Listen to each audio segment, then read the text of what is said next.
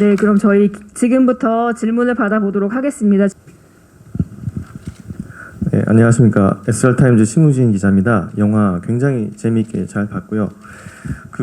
보면서 처음에는 이제 마을 사람들하고 남편이 굉장히 못돼 먹어서 약간 도구빌이 떠올랐어요. 그리고 후반에 가서는 텔마 루이스가 생각났거든요. 그래서 감독님께 좀 먼저 여쭤볼게요. 이 영화를 이제 연출하시면서 중점을 주신 부분이 어떤 부분인지, 그리고 이 혜정하고 정인 이 둘의 관계에 대해서 어떻게 좀 설정을 하시고 그 연출 주안점 두신 부분에 대해서 여쭤보고요. 그다음에 배우분들께는 그 둘의 관계에 대해서 어떻게 해석하고 연기를 하셨는지 좀 답변 부탁드리겠습니다. 네. 너무 감사드립니다. 네.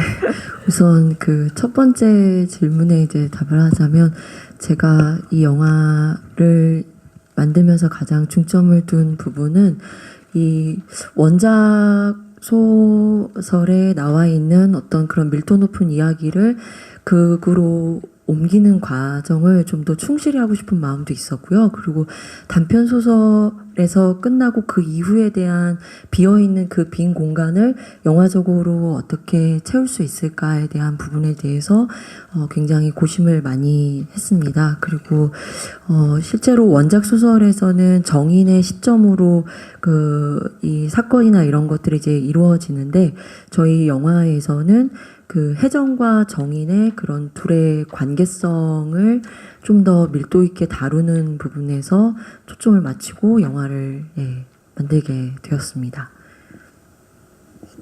네.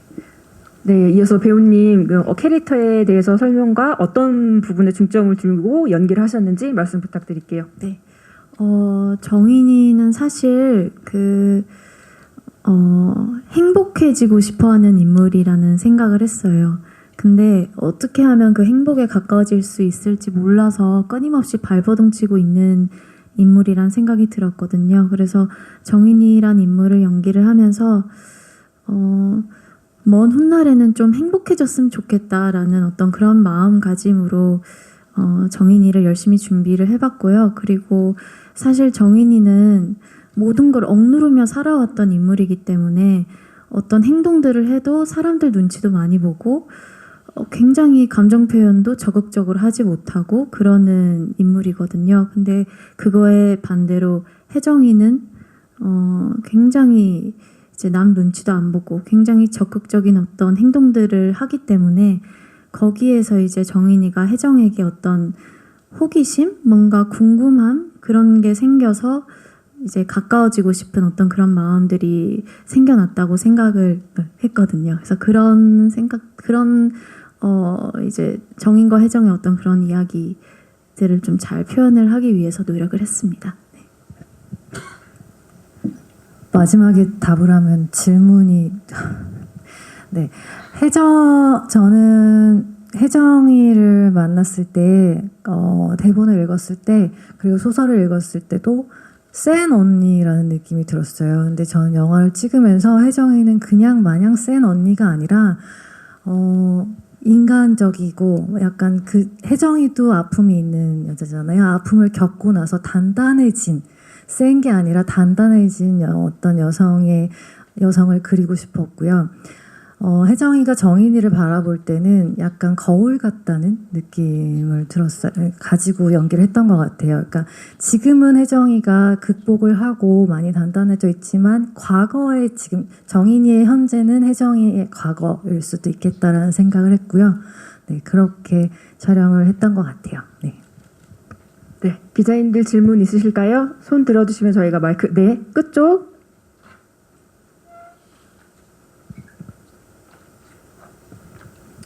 네, 영화 너무 재미있게 잘 봤습니다. 저는 감독님께 궁금한 점이 있는데요. 영화 속에 보면 콰야 작가님의 세이클로버를 만든 소녀가 등장하는데 이 그림이 영화 속에서 어떤 의미를 갖는지, 또 이 작가님의 작품을 선택하게 된 이유가 있는지가 궁금합니다.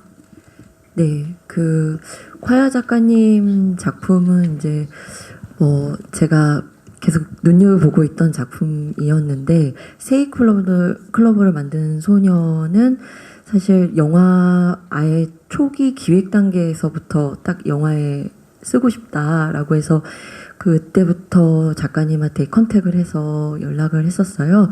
이유는 그 저희 소설 원작에서는 언니의 취미가 이렇게 그림을 그리는 이렇게 약간 그림 그리는 취미가 있는 걸로 나와서 정인의 초상화를 그려주고 정인은 자기의 외모가 예쁘지 않다 이렇게 소설에서는 얘기하면 아니야 너 예뻐 하면서 이렇게 그려주는 장면이 있는데 그거를 저희가 이제 영화화 했을 때는 그렇게 막 흥미로울 것 같지 않다라는 생각이 들어서 오히려 그림의 의미를 담아서 그 그림을 선물하는 걸로 만들고 싶었어요. 그래서 세이클로버를 만든 소녀의 의미는 그 네이클로버는 행운을 말해주지만 세이클로버는 행복을 뜻하는 거거든요. 그래서 그 저희가 세이클로버를 찾으려고 막 풀밭 토끼 풀밭에 가보면은 한 90%가 다 세이클로버고 그 중에 한 10% 정도만 네이클로버가 있다고 하는데 그런 어떤 10%밖에 되지 않는 혹은 1%밖에 되지 않는 그 행운을 바라기보다는 남들이 다 느끼는 그런 어떤 소소한 행복 이런 것들을 좀 정인이 느꼈으면 좋겠다라는 생각이 들어서 네 그런 의도로 하게 되었습니다.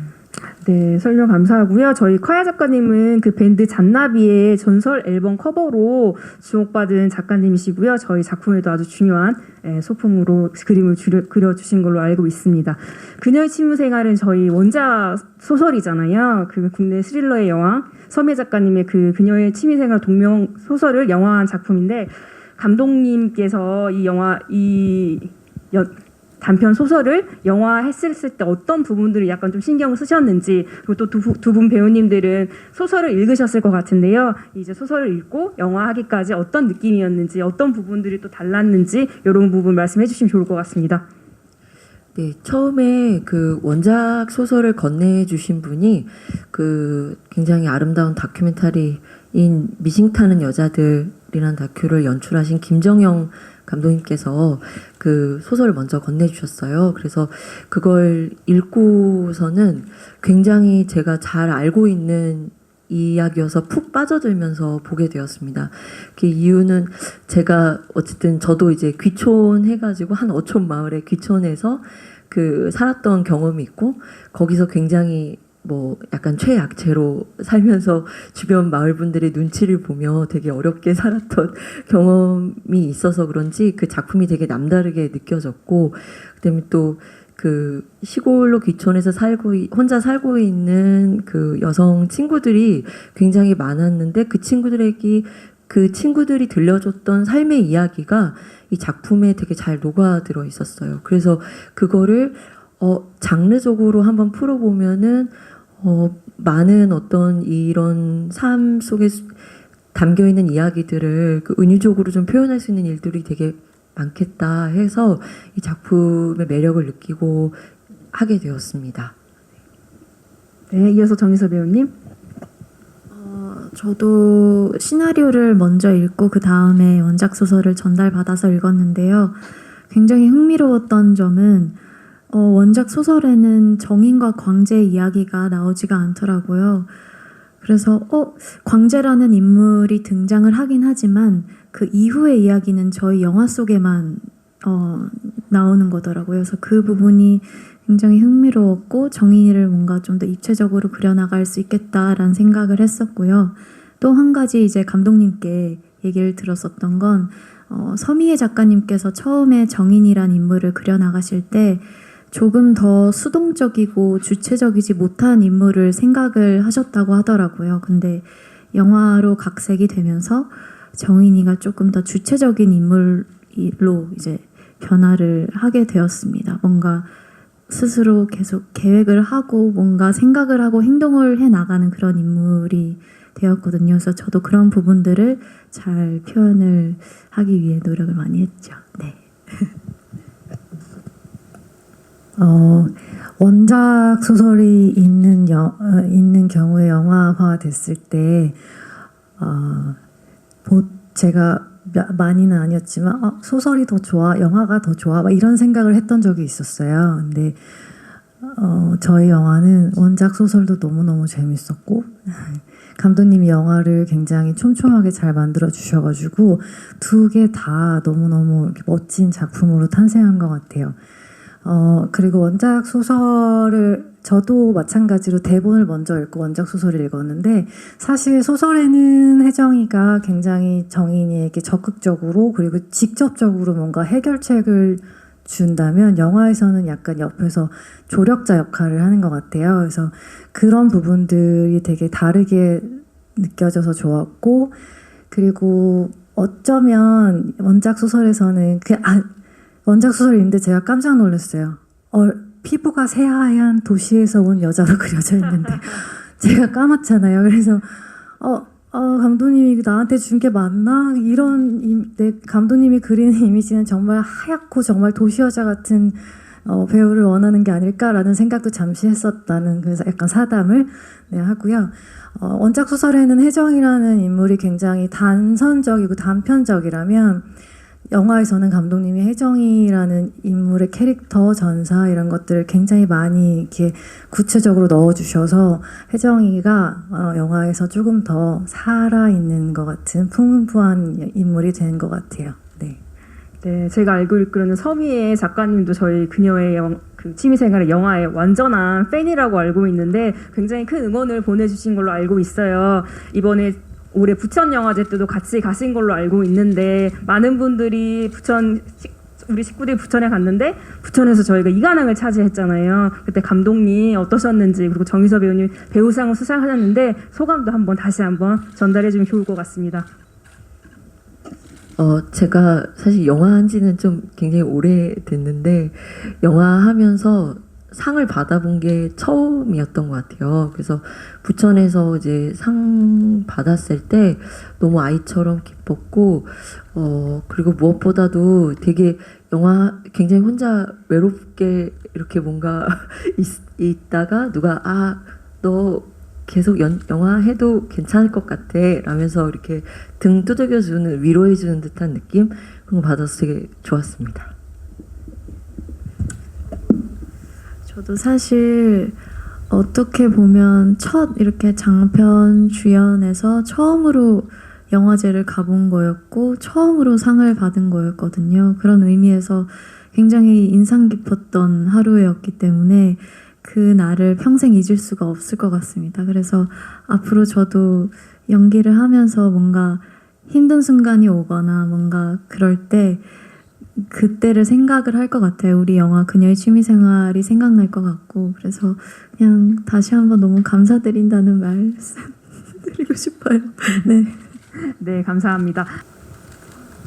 네, 안녕하세요. 저 KBS 강푸른 기자라고 합니다. 그 활자로 그러니까 소설을 영상 매체로 옮기셨는데 중간중간에 굉장히 뽀샤시하게 순정 만화처럼 백합물 같은 그런 굉장히 그런 환상적인 그런 장면들이 나오잖아요. 그래서 다른 기사 보니까 힐링 스릴러다 이 영화의 장르는 그런 표현도 쓰셨던데 어쨌든 잔인할 수 있는 이야기 그리고 고통이 담겨있는 이야기를 굉장히 환상적인 톤으로 연출하신 의도가 뭐 아까 질문이 만약에 안 나왔다면 혹시 다시 한번 좀 얘기를 해주시면 좋을 것 같고 그리고 여성 서사 좋아하신다는 얘기를 다른 인터뷰에서 하셨더라고요. 영화의 톤이 보면은 뭐 최근에 개봉한 유령 생각도 나고요. 그리고 일단 기본적으로 김봉남 살인 사건의 전말을 좀 현대적으로 좀 다른 감성으로 만든 영화 같다는 생각도 드는데 영화 만드시면서 참고하신 작품이나 뭐 좋아하신 작품이라든지 뭐 다른 영화 얘기를 좀 해주시면 좋을 것 같습니다. 우선은 저는 이제 처음에 이 작품 만들겠다고 생각했을 때부터 여기에 이런 톤앤 매너를 약간 좀 아름답게 그리고 싶다고 생각을 했어요. 왜냐면 저희가 시골에 대한 자연에 대해서 이렇게 딱 그 동경하며 떠올리는 이미지 보면 너무 평화롭고 거기에는 뭔가 영화 리틀 포레스트에 나오는 그런 장면처럼 거기 가면 맛있는 걸 해먹고 사람들하고 이웃들하고 너무 막 친하게 잘 지내면서 평화로운 삶을 꿈꾸면서 다들 이제 귀촌을 하고 그 자연을 그렇게 바라보는데 사실 알고 보면은 그 자연이 가져다 주는 그 적막함과 그리고 그 뭔가 그 숲 숲이 싱그럽고 막 아름답기보다는 되게 눅진 초록처럼 다가오는 그런 면들이 있는데 그것을 어떤 사건으로 하고 치면은 우리가 일반적으로 생각하는 그런 그 시골 마을과 자연에서의 삶을 동경하는 그 아름다움에 대비를 주고자 그렇게 그린 면이 있습니다. 그리고 뭐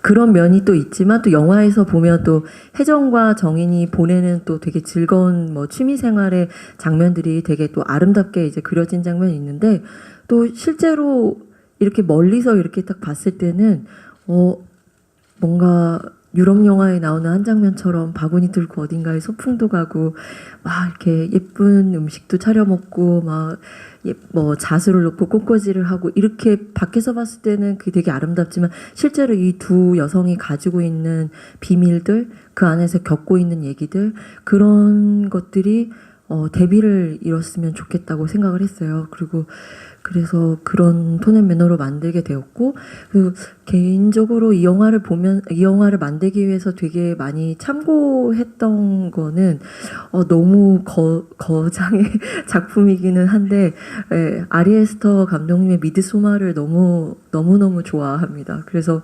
그 미드소마에서 가지고 있었던 그 컨트라스트를 너무 좋아하기 때문에 가지고 있는 주제나 뭐 이런 빛이나 이런 걸 표현한 게 좋아서 그거를 우리 영화의 장르에 또 제가 저만의 방식으로 표현할 수 있는 게 뭐가 있을까 이렇게 생각을 하게 되었고요. 그래서 제가 또 이 영화가 공개되고 나서 들었던 얘기 중에 하나가 이제 김봉남 말 사건에 대해서 그 영화에 대해서 얘기를 듣게 됐는데 사실 이걸 생각한 적은 없었거든요. 근데 그 설정 자체가 비슷할 수는 있겠구나. 그런데 저희 영화는 전혀 이제 다른 톤 앤 매너로 나가는 거여서 비교해서 보면 또 굉장히 흥미로운 작품으로 보일 수 있겠다 이런 또 생각이 들었습니다. 네, 감독님 답변 감사합니다. 그럼 이어서 기자님 질문 받아보도록 할게요. 네, 오른쪽에. 네, 저 서울신문의 김기중이고요. 감독님께 좀 궁금한 게 아까 초반에 이제 빈 공간, 그러니까 원작에서 좀 빈 공간을 채우기 위해서 노력했다라는 말씀을 하셨는데 그런 게 좀 드러난 장면이 있으면 소개를 해주시면 좋겠고요. 그리고 두 배우의 경우 예를 들어서 뭐 혜정 같은 경우는 감정을 억누르다가 이제 후반부에 폭발하는 그런 장면들이 나오지 않습니까? 근데 이게 이미 시나리오를 다 읽고서 알고 있는 상태에서 연기를 하게 될 때는 머릿속에 그게 들어있을 거잖아요. 이 지점에서 폭발해야 된다라고 생각을 하고 있으면 어떻게 연기를 할 때 그런 뭐 좀 유의한 점 같은 게 있으면 좀 알려주시면 좋겠고 정인의 경우는 반대로 이제 그 숨긴 상태로 계속 좀 텐션을 유지하는 측면이 있는데 그 부분에 대해서도 좀 어떻게 고심을 하면서 연기를 하셨는지 이렇게 말씀을 해주시면 좋겠습니다. 네, 감독님부터 부탁드릴게요. 네, 저희가 원작 소설에는 아까 뭐 우리 이서 씨가 말씀해 주셨지만 정인의 전 남편이 등장하지 않아요, 전혀. 근데 거기서는 뭐 전 남편이 뭐 보험 든 거 있지. 그러면 이제 전 언니한테 배울 게 많은 것 같아요. 라면서 이렇게 딱 소설이 끝맺음이 되는데 저희는 어쨌든 그 이후를 이제 다 만들었고요. 그래서 광재라는 캐릭터를 우지연 배우가 함께 해줬는데 오늘 사실은 우지연 배우가 너의 순간이라는 작품이 개봉을 해서 이렇게 배지로 함께 하고 있습니다. 우지연 배우의 배지를 달고 왔는데요. 그 우지연 배우가 같이 이렇게 합류해 주면서 광재라는 캐릭터를 굉장히 이렇게 입체화 시켜 줬어요, 같이. 그래서 저희가 빈 공간이 있다면 정인의 전 남편과 정인과의 관계 설정 그리고 그 이후에 이제 벌어지는 일들에 대해서 전체 다 그 후반부는 저희 영화에서 새롭게 만들어낸 장면입니다. 네, 이제 감정에 대한 질문은 이제 혜정 배우님부터 답변 부탁드릴게요. 혜정 배우님부터. 근데 혜정이는 영화에서 단 한 번도 감정을 표출하지 않아서 이름이 바뀐 네, 저는 이제 영화를 찍으면서 혜정이는 절대로 화가 나도 소리를 지르지 않았으면 좋겠고, 그 어떤 감정들을 그냥 그 느낌으로, 그 화가 났을 때 소리를 지르지 않고 더 차가워지면 더 어쩌면 더 세 보이고 더 그게 크기가 커 보인다고 생각을 해서 최대한 그걸 드러나지 않게, 하지만 그 안에는 가득하게 그 어떤 감정들이 찰 수 있도록 노력을 했던 것 같고요. 그래서 이게 들키지 않았으면 좋겠어서 저는 영화 찍을 때 매일매일 명상을 굉장히 오랫동안, 제가 진짜 엄청 까부는 스타일인데 오늘은 좀 차분합니다. 네, 까불고 막 장난도 많이 치고 이러는데요. 혜정이는 절대 그렇지 않을 것 같아서 슛 들어가기 전에 항상 눈을 감고 마인드 컨트롤하고 이렇게 촬영에 임했던 것 같아요. 네. 정인이가 사실 물론 후반부에는 이제 터져 나오는 장면들도 있었지만 초반에 거의 정인이가 보면 대사가 거의 없습니다. 대사가 있어도 거의 표정이나 행동들로 그 감정들을 표현했어야 하는 장면들이 많았어서 거기서 오는 좀 어려움이 굉장히 크더라고요. 이게 말을 하면 말로써도 감정을 표현할 수 있지만 말이 아예 빠진 채 그냥 눈빛이나 표정이나 그냥 행동 하나로 모든 감정을 표현한다는 게 생각보다 굉장히 어려웠고, 또 감독님께서 저한테 초반에 디렉팅을 해주셨던 말씀이 있는데 정인이 표정이 잘 읽히지 않았으면 좋겠다라는 그런 말씀을 해주셨어요. 근데 정인이는 어쨌든 겉으로는 잔잔해 보일 수는 있어도 안에서 굉장히 많은 것들이 소용돌이 치고 있는 인물이거든요. 그래서 어떻게 하면 그 감정들을 표현하면서 겉으로는 그래도 좀 절제할 수 있을까? 그거를 그래서 제가 집에서 모니터링을 스스로 많이 하면서 준비를 했습니다. 이게 제 표정을 제가 스스로 관찰을 할 수 없으니까 그냥 카메라로 이제 어떤 대사가 없는 장면들을 제 모습을 촬영을 하면서 끊임없이 모니터링을 하면서 그런 방법으로 준비를 했었습니다. 네. 네, 기자님께서 감정에 대해서 이렇게 질문해 주셨는데 우리 그녀의 취미생활은 두 배우님의 그 킬링 오맨스 케미스트리가 정말 처음부터 끝까지 이 영화를 가장 큰 장점이라고 생각하는데요. 이 케미스트리 위해서 특별히 두 분이 어떻게 연기 호흡을 맞추셨는지 그 부분도 너무 궁금합니다. 사전에 어떤 이야기들을 나누셨는지 또 그런 것들도 한번 공유해 주시면 좋을 것 같아요. 저희는 이제는 뭐 서로 이제 카톡도 하고 연락도 하는 친한, 나만 생각하는 거 아니지 그렇게?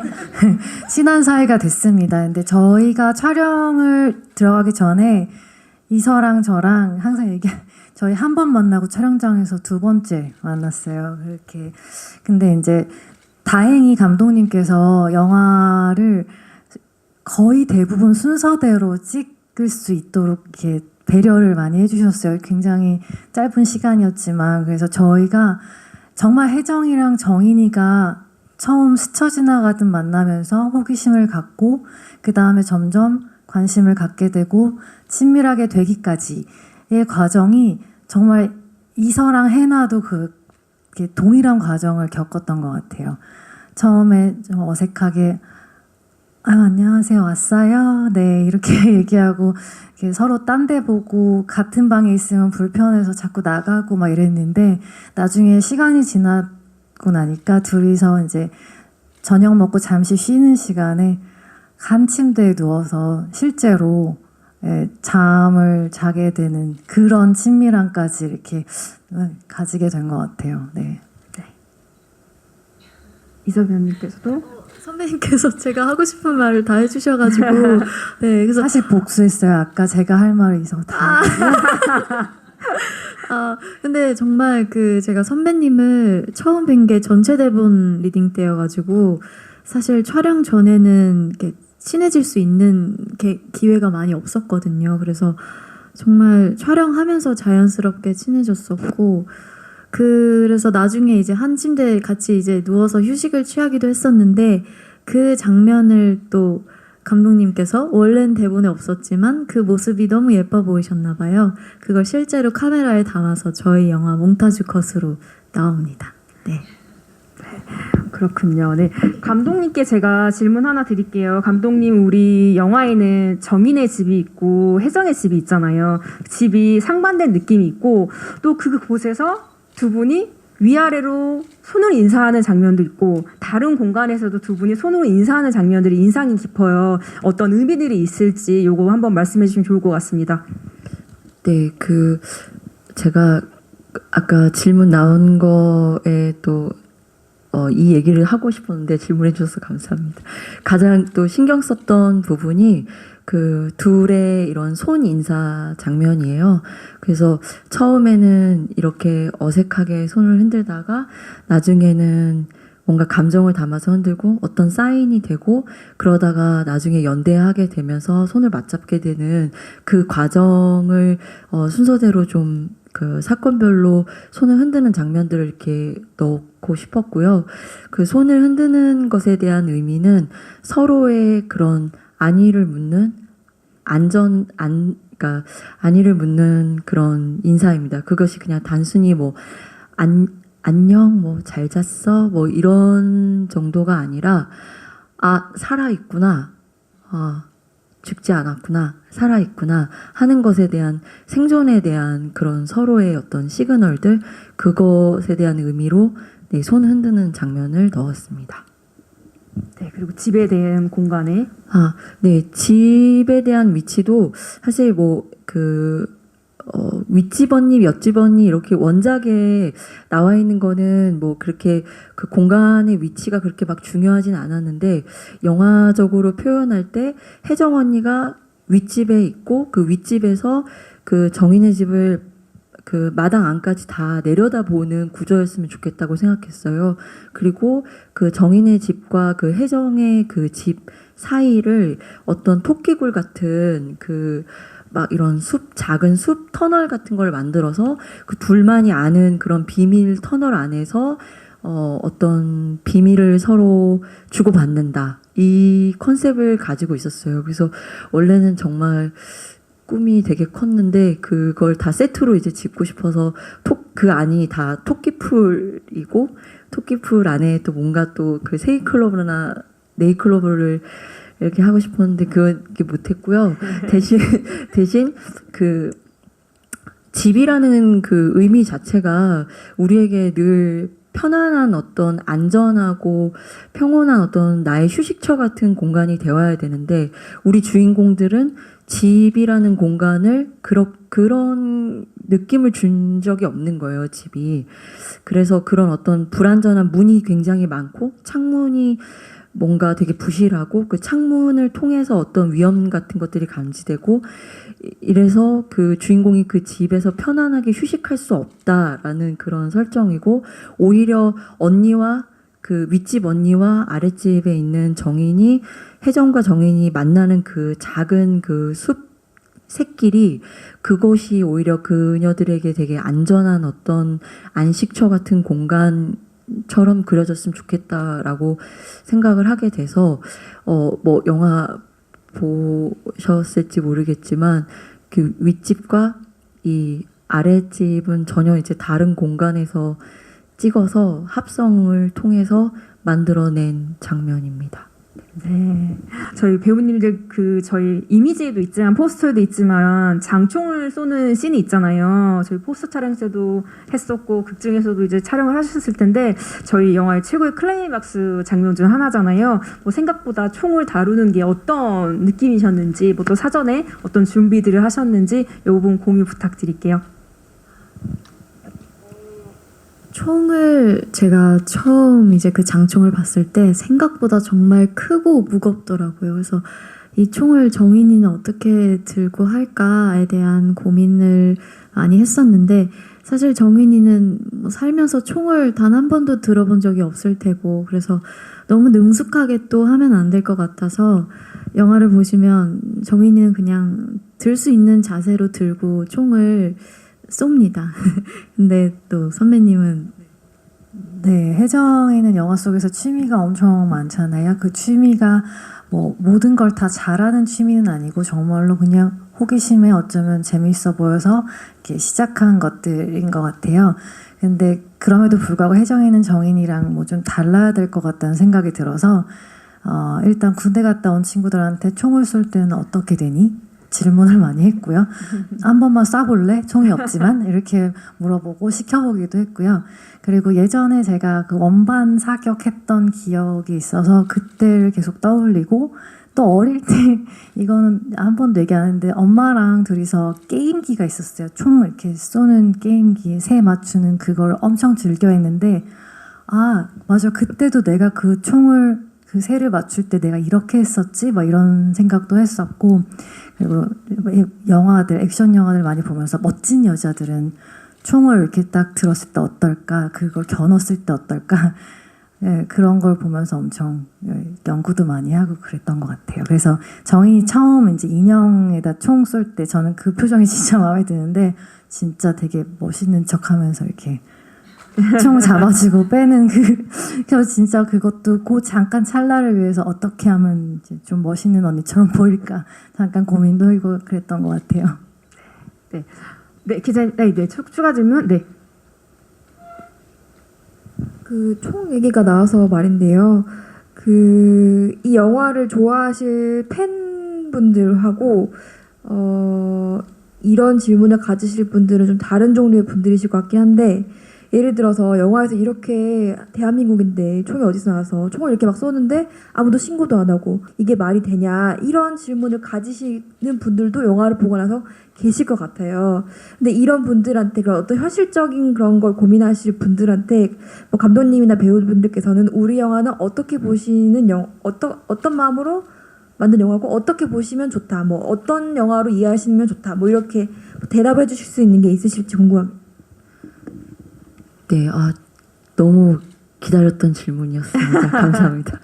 네, 저희가 보면은 이 영화가 1부, 2부처럼 나뉘어져 있어요. 1부는 약간 현실 공포처럼 실제 그런 지역사회나 이런 폐쇄된 공동체 안에서의 그런 집단 이기주의나 이런 부분들이 현실적으로 이렇게 두 여성 캐릭터의 관계성을 통해서 천천히 이렇게 그려나가다가 이제 2부가 시작되면은 그 지점부터는 사실은 저 개인적으로는 이걸 굉장히 슬픈 공포로 생각을 했어요. 그거는 현실에서는 이루어질 수 없는 어떤 그 사건의 복수들 이런 현실의 어떤 제도나 이런 것들이 도움을 줄 수 없는 그런 상황이기 때문에 그걸 좀 그 판타지로 풀어가고자 하는 것들이 있어서 그 뒷부분은 그러니까 결국에는 아무 걱정할 필요 없고 우린 그냥 꿈을 꾸고 있는 거야 라고 말하는 그 시점부터는 이것이 사실은 정인의 어떤 그 꿈인지 아니면 혜정과 정인이 함께 꿨던 꿈인지 아니면 그게 현실이어서 그 이후에 이들이 겪게 될 일들은 아주 현실적인 어떤 일들이 닥칠 예정이고 그런 어떤 복합적인 그런 생각들이 떠올리게끔 하기 위해서 2부에 대한 그 개연성 부분은 네 그렇게 쳤습니다. 그래서 보자면 뭐 총소리가 났는데 그 총은 어디서 났고 총소리는 났는데 마을 사람들이 그럼 들리지 않았고 신고를 하지 않았고 막 이렇게 막 논리적으로 막 생각이 들기 그 아주 압축적인 시간 동안에 벌어졌던 그 시간을 보여주고 싶었고 그 이유는 이제 네, 또 우리가 이어질 수 있다면 또 자세히 또 보여줄 수 있는 기회가 있으면 다음 이야기로 계속 이어져서 보여주고 싶은 마음도 있지만 어쨌든 현실에서 이루어질 수 없는 어떤 그 복수의 응징 그거를 좀 어떻게 보면 판타지 장르적으로 표현한 부분이 있습니다. 그래서 더 슬프게 느꼈으면 좋겠어요. 그냥 저 약간만 덧붙이면 네. 저희 영화에서는 잔인한 장면이 나오지 않나요? 그래서 저희 영화만 가지고 있는 어떤 특징이라고 봐주시면 될 것 같아요. 약간 영화적인 어떤 생략 네, 이야기로는 예전에 정인이가 겪었던 일들 뭐 이런 것들이 다 나오지만 정인이가 겪었던 그 상황을 보여주지 않거든요. 구체적으로 보여주지 않아요. 하지만 우리는 영화를 보면서 아, 이런 일이 있었구나. 이래서 이 여자가 이렇게 힘들구나라는 걸 느낄 수 있잖아요. 그런 것들이 약간 감독님이 생각하신 거가 이제 약간 조금 덧붙이자면 그런 저희 영화만의 약간 매력이라고 생각합니다. 네, 답변 감사합니다. 네, 맨 뒤쪽에 네.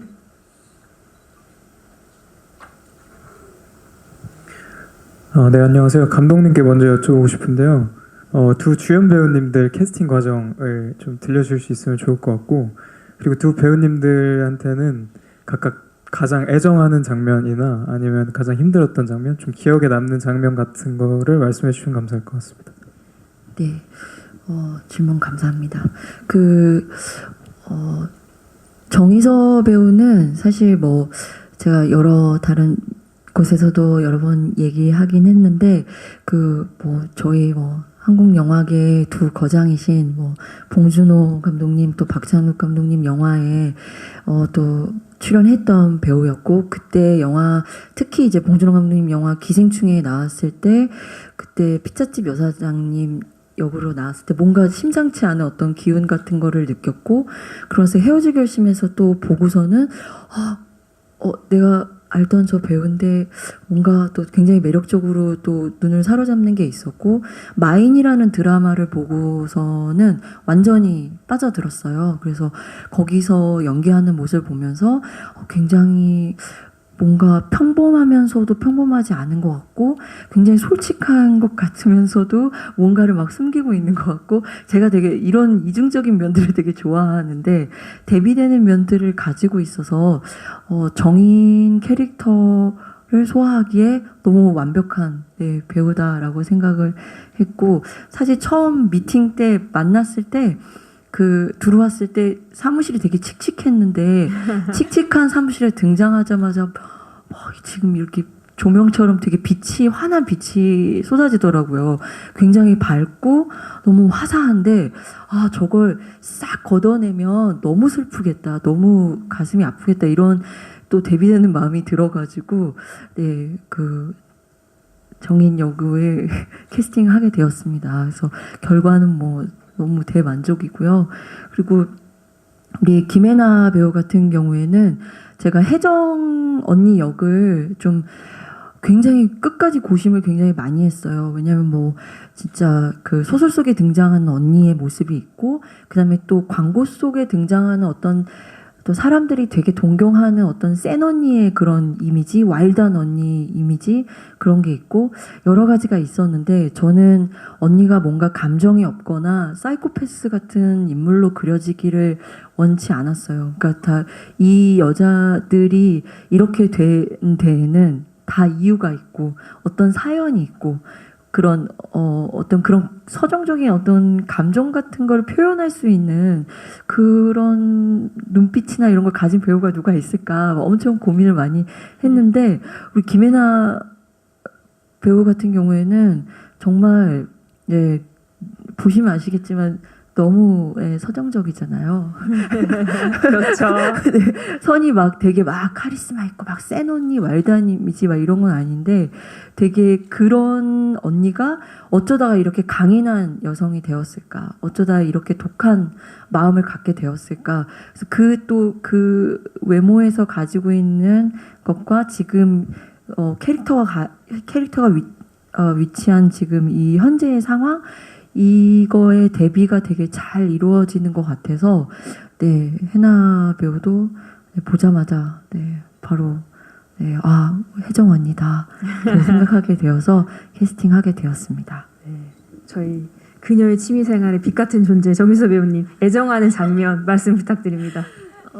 제가 지금 기억에 남는 장면은 두 장면이 있는데요. 그 중에 한 장면은 맨 초반에 정인과 할머니의 그 장면들인데, 사실 그 장면을 촬영할 때도 울컥울컥 올라오면서 촬영을 했던 기억이 있어서, 그 박혜진 선생님께서 정인 할머니를 연기를 해주셨거든요. 그래서 선생님께서 이렇게 그냥 가만히 누워 계시는 것만 봐도 울컥 했던 그런 기억이 있습니다. 그래서 그 장면이 좀 애착이 가는 장면이고요. 또 하나는 후반에 그 정인이가 창수 아저씨한테 이제 내뱉는 말들 그런 장면이 있는데 그 장면 촬영할 때는 사실 뭔가 이때까지 억눌렸던 것들을 다 토해내고 이제 배설해내는 어떤 그런 속 시원한 느낌도 있었지만 한편으로는 그런 말들을 하면서 좀 많이 아프더라고요. 그래서 그 장면을 촬영하고 나서도 좀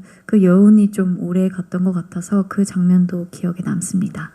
저희 감독님께 큰 의지가 되었던 우리 해나 배우님께서도 네, 기억에 남는 장면이 있는지 말씀 부탁드릴게요. 이 질문은 지금까지 인터뷰를 여러 번 거치면서 매번 받는 질문인데 그때마다 계속 똑같은 장면이 생각나기도 하고 오늘은 또 두 번째 이 질문을 받았는데요. 첫 번째 장면은 저도 여전히 정인과 할머니 대사가 너무 좋아요. 네. 몰래 확 꼬집어버리라는 그 말이 정말 그 장면을 볼 때마다 약간 눈물이 이렇게 나는 장면이고요. 아름답기도 하고 뭔가 슬프기도 하고 그래서 그렇고 그 다음에 제가 이거는 그 장면이 아름답다기보다는 그때 촬영할 때 그러니까 정인이랑 혜정이가 이제 드디어 가까워진 날 그 장면을 찍을 때 정인이의 상처를 보고 괜찮다고 어쩌다 보니까 이렇게 된 거라고 안심을 주는 장면이 있었는데 그날 그 상처를 딱 보고 연기를 하는데 진심으로 그 해나가 그렇게 감정이 북받쳤는지 아니면 혜정이가 그렇게 됐는지 잘 모르겠지만 눈물이 너무 터져 나와서 연기를 할 수 없을 지경이 됐었어요. 근데 혜정이는 여기서 그렇게 울면 안 될 것 같아서 그거를 정말 꾸역꾸역 참고 진짜 그 말 한마디 한마디를 정인에게 전달하는 그 장면이 지금은 또 생각이 나는 것 같아요. 그리고 제가 재밌어하는 장면은 광재 장면이에요. 제가 그 대본을 읽을 때부터 그 광재 그 대사가 진짜 재밌었거든요. 여기가 미국이냐? 그 대사를 어떻게 할지 되게 궁금했는데 영화를 보는데 정말 상상한 거 이상으로 너무 재밌게 해줘가지고 그 장면 볼 때마다 혼자서 이렇게 속으로 빵 터지고 그런답니다. 네, 이 정도로. 네. 네. 오늘 기자님들 많은 질문 해주셔서 너무너무 감사드리고요. 저희 이제 8월 30일에 개봉하는데 감독님, 배우님 저희 이제 오늘 자리를 참석해준 기자님들께 그리고 이제 만날 관객분들께 마지막 끝인사를 해주시면 좋을 것 같아요. 뭐 매주 좋은 작품들이 나오고 있지만 우리 그녀의 취미생활도 새로움을 줄 수 있는 관객들한테 어필할 수 있는 아주 좋은 작품이라고 생각합니다. 감독님부터 저희 끝인사 부탁드릴게요. 네, 저희 그녀의 취미생활 정말 모든 스태프과 배우들 같이 너무 열심히 만들었고 모두가 진짜 애정하는 작품입니다. 그래서 8월 30일에 많은 관객분들 만나 뵙고 영화에 대해서 많은 이야기가 좀 되었으면 하는 바람이고요. 그래서 좀 기자님들께서 좋은 기사 잘 써주셨으면 좋겠습니다. 감사합니다. 오늘 다시 한번 이렇게 영화 보러 와주셔서 정말 감사합니다.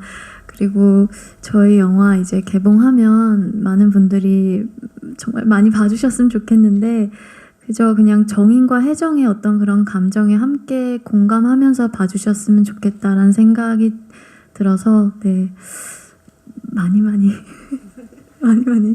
우리 영화가 널리 날아갈 수 있도록 네 화이팅. 오늘 정말 행사가 많았다는 얘기를 들었어요. 그래서 사실 내심 엄청 걱정을 하고 왔거든요. 텅 비어 있으면 어떡하지? 근데 그럼에도 불구하고 저희 영화 그녀의 취미생활을 찾아주셔서 정말 감사합니다. 정말 이거는 어떻게 말로 표현이 안 될 것 같아요. 한동안 영화가 많이 개봉을 못하고 어려운 시기가 있었는데 지금은 정말 너무 많은 영화들이 쏟아져 나오고 있어요. 그 틈에서 저희 영화도 꽃을 피웠으면 좋겠습니다. 여러분 많이 도와주시고요. 저희 많이 도와주세요. 저희 관객이 많이 들면 감독님이 춤 공약까지 내걸으셨으니까요. 감독님이 춤을 추실 수 있다면 저희도 노력을 해보겠습니다. 네, 연습 열심히 하고 있으니까 연습한 거 보여드릴 수 있게 관객분들 많이 오셨으면 좋겠어요.